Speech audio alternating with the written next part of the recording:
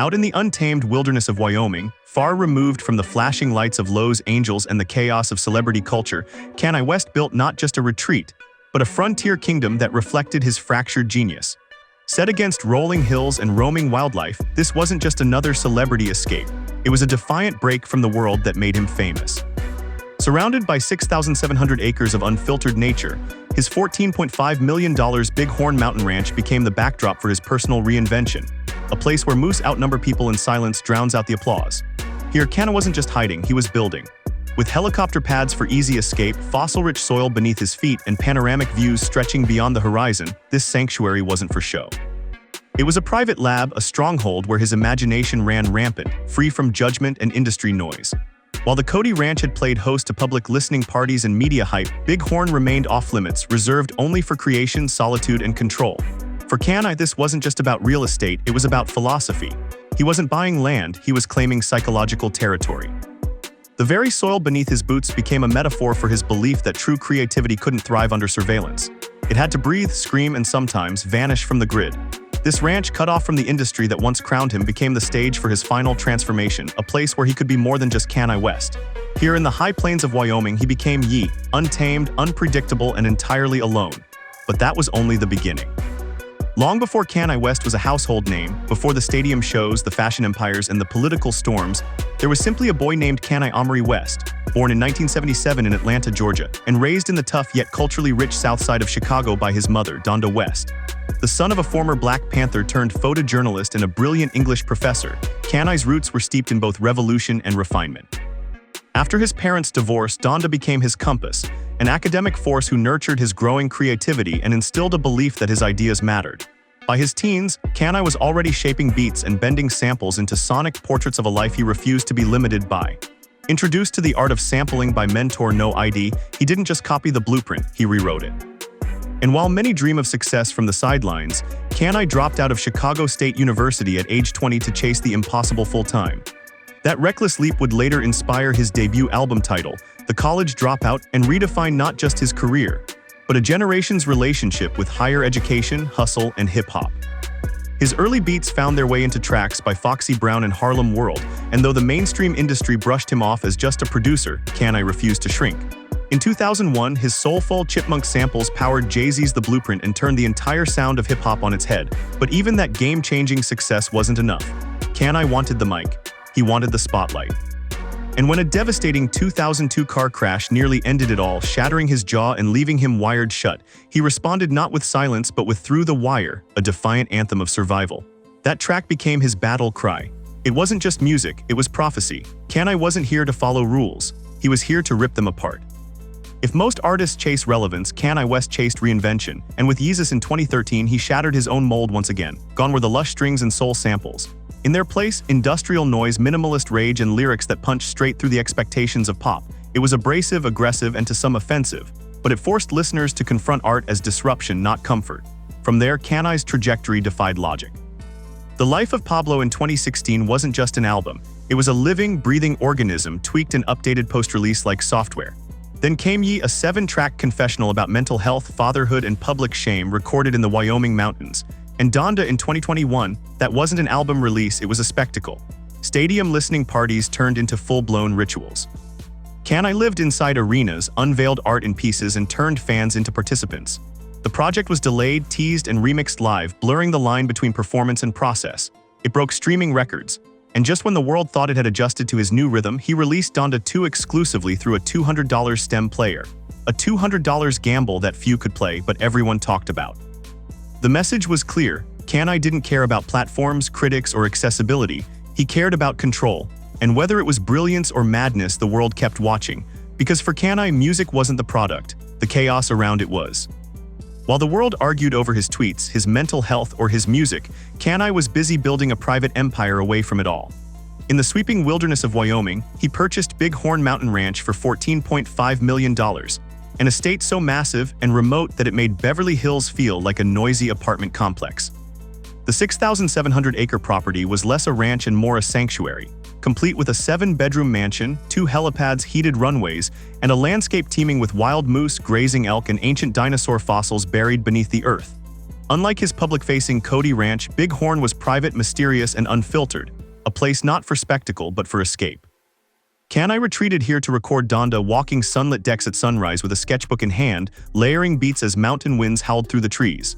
The architecture fused rustic Americana with cinematic scale, vaulted ceilings, panoramic glass, and stone fireplaces that crackled while Yeezy brainstorms unfolded.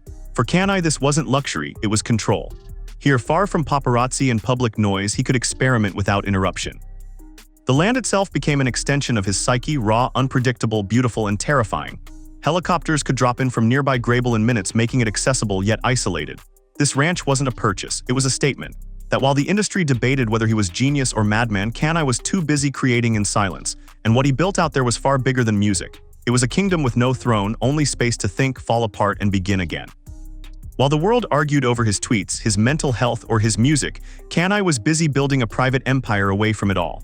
In the sweeping wilderness of Wyoming, he purchased Bighorn Mountain Ranch for $14.5 million, an estate so massive and remote that it made Beverly Hills feel like a noisy apartment complex. The 6,700-acre property was less a ranch and more a sanctuary, complete with a 7-bedroom mansion, 2 helipads, heated runways, and a landscape teeming with wild moose, grazing elk, and ancient dinosaur fossils buried beneath the earth. Unlike his public-facing Cody Ranch, Bighorn was private, mysterious, and unfiltered, a place not for spectacle but for escape. Kanye retreated here to record Donda walking sunlit decks at sunrise with a sketchbook in hand, layering beats as mountain winds howled through the trees. The architecture fused rustic Americana with cinematic scale, vaulted ceilings, panoramic glass, and stone fireplaces that crackled while Yeezy brainstorms unfolded. For Kanye, this wasn't luxury, it was control. Here, far from paparazzi and public noise, he could experiment without interruption. The land itself became an extension of his psyche, raw, unpredictable, beautiful, and terrifying. Helicopters could drop in from nearby Grable in minutes, making it accessible yet isolated. This ranch wasn't a purchase, it was a statement. That while the industry debated whether he was genius or madman, Kanye was too busy creating in silence, and what he built out there was far bigger than music. It was a kingdom with no throne, only space to think, fall apart, and begin again. Before Wyoming, before concrete palaces, Kanye West's real estate saga began in the glittering hills of Hollywood in 2003, the same year the college dropout exploded. His first home, a $1.75 million bachelor pad perched high above Los Angeles, was more than a residence. It was a creative bunker. Hardwood floors, Venetian plaster walls, panoramic ocean views, it was both a playground and a lab. Here, Kanye lived for nearly 15 years, cultivating the vision that would eventually transcend music. But fame has a gravity, and as his fortune swelled, so did his taste for the extraordinary. That evolution culminated in 2021 with the purchase of a brutalist Malibu mansion designed by the legendary Japanese architect Tadao Ando. The price tag, a jaw-dropping $57.3 million. The structure, forged from 1,200 tons of concrete and steel, looked less like a home and more like a monolith, anchored deep into the sand with the grace of a sculpture and the permanence of a temple. Floor-to-ceiling windows framed the Pacific like a living canvas, yet Kanye never truly lived there. Instead, he began tearing it apart midway through renovations, trying to reshape the masterpiece into something even more radical. It was never finished. By 2023, the property was quietly listed for $53 million, half dismantled, a surreal metaphor for a man constantly rebuilding himself. To Kanye, homes weren't just shelters. They were expressions, bold, imperfect, and always evolving. And this concrete dream, unfinished and raw, said more about him than any polished mansion ever could. When it comes to cars, Kanye West doesn't just drive, he curates. His garage reads like a mood board of his evolution, filled with machines that scream speed, dominance, and otherworldly taste. Take the Lamborghini Urus, a $240,000 SUV that somehow balances aggression with practicality. Kanye used it as his family vehicle, shuttling Kim Kardashian and their children across Los Angeles with a golden emblem gleaming beneath the sun. But when he wanted to announce himself, it was the $390,000 Lamborghini Aventador that roared to life. Gifted by Kim for his 35th birthday, this matte black beast became synonymous with the Yeezus era, loud, intense, and unapologetically powerful. Long before that, though, he cruised the streets in a Gallardo Spider, his first true supercar during the graduation era, top-down, music blasting the world at his feet. And then there's the ultra-rare Mercedes-Benz SLR Sterling Moss, a $1 million ghost with no windshield, no roof, and no rivals. Only 75 exist, and Kanye treated his like a piece of art, a metaphor for his own misunderstood brilliance. He also owned the more practical but still elite SLR McLaren, perfect for pulling up to meetings with record executives and fashion designers. But not every ride was about noise. The Porsche Panamera Turbo, sleek, elegant, whisper quiet, was reserved for intimate nights out, used less for showing off and more for moving like a shadow. Then came the Tesla Cybertruck, spotted thundering down Wyoming's dirt roads like a sci-fi tank. Kanye wasn't just collecting cars, he was collecting eras, each vehicle a timestamp in his journey from rap icon to fashion futurist. These weren't just machines, they were mirrors. While luxury cars offered speed and status on land, Kanye West's ultimate flex took to the skis in 2018 when Adidas gifted him something no other rapper, mogul, or even billionaire had ever received: a customized Boeing 747. This wasn't your typical private jet. It was a commercial-grade double-decker airliner turned flying fortress, dubbed the Yeezy jet. Inside, Kanye reimagined the aircraft as a mobile creative sanctuary, stripping out rows of economy seats and replacing them with marble bathrooms, cream leather lounges, a king-sized bed, and floor space wide enough for an entire think tank session with his Yeezy team. Floating at 35,000 feet, the plane felt less like a jet and more like an airborne minimalist mansion, a contradiction of brutalism and luxury that only Kanye could dream into existence.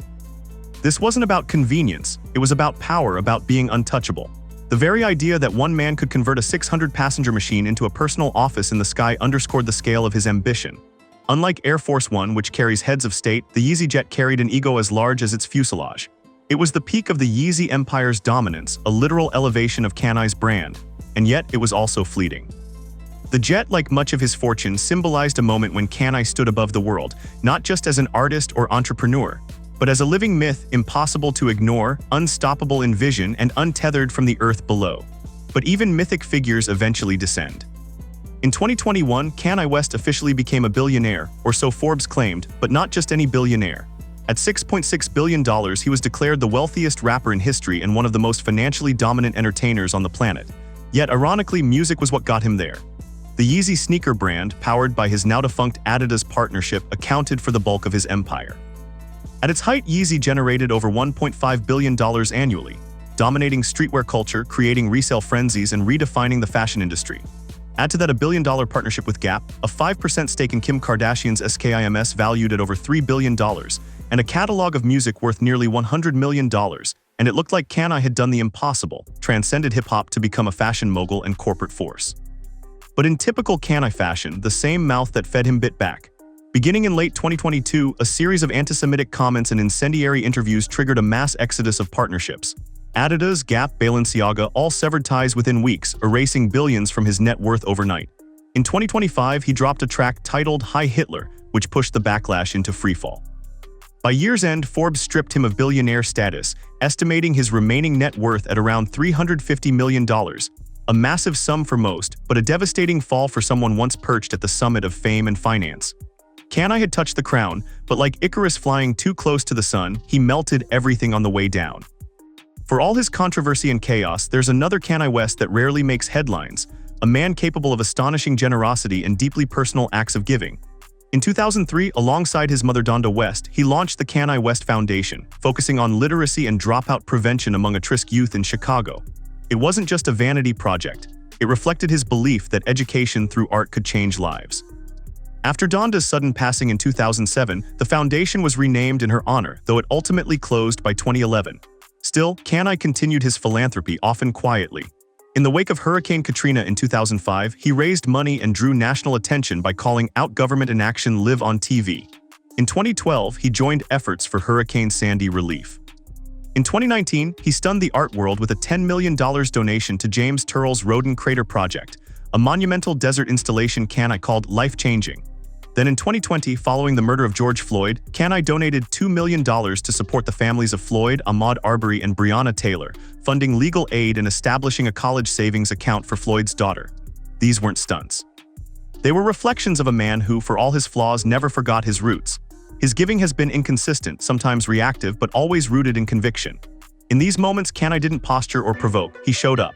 And though the world may debate his legacy for decades, one thing is certain: beneath the headlines, the rage, and the genius, there has always been a man trying, sometimes failing, sometimes succeeding, to turn his pain into purpose.